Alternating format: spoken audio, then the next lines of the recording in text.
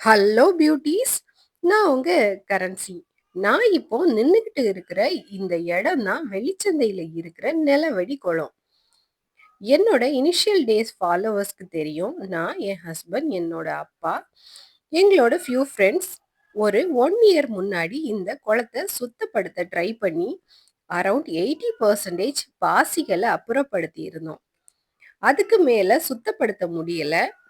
பாசி நல்லா ஆழமா குளத்தோட நடுவுல புடிச்சு இருந்தது. தென் நாங்க கிளீனிங் ஆக்டிவிட்டீஸ கைவிட்டுட்டோம். இப்போ ஒரு 1.5 வருஷத்துக்கு அப்புறம் இந்த குளத்தை பார்த்தா ஃபுல் கிளீனா இருக்கு.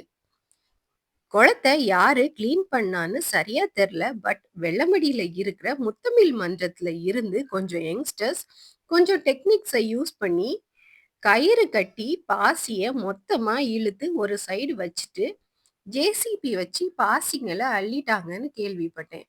நிஜமாவே மனசுக்கு ரொம்ப ஹாப்பியா இருந்துச்சு.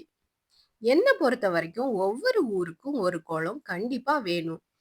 ஒரு குளம் இருந்தா அந்த ஊரே செழிப்பா மாறும்.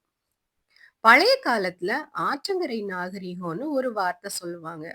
அதுக்கு அர்த்தம் என்னன்னா, ஒரு ஆறு பாயிற ஊரெல்லாம் செழிச்சு விவசாயம் பெருகி எல்லோரும் பொருளாதார முன்னேற்றம் அடைவாங்க. நான் இந்த குளத்தை கிளீன் பண்ணும்போது பார்த்த மோசமான விஷயங்கள் நிறைய. இதுல முதல்ல வர்றது சரக்கு பாட்டில்ஸ்லாம் குளத்துக்குள்ள வீசி எரிஞ்சிருக்காங்க.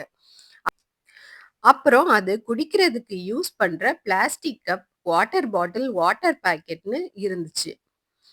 இது போதாதுன்னு குளத்துக்கு குளிக்க வர்றவங்க யூஸ் பண்ற சோப்போட கவர், ஷாம்புவோட கவர், டவல்ஸ், ட்ரெஸ் எல்லாமே குளத்துக்குள்ள இருந்தது.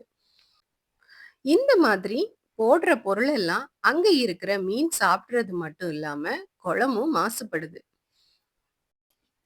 இந்த வீடியோ பாக்குற நீங்க உங்க ஊர் குளத்தை எப்படி சுத்தப்படுத்துவீங்கன்னு கமெண்ட்ல சொல்லுங்க. நீங்க குளத்துக்கு குளிக்க போற ஆளா இருந்தா குளத்தை மாசுபடுத்தாம குளிச்சுட்டு வாங்க. நெக்ஸ்ட் வீடியோல சந்திக்கிறேன். Until then by from currency.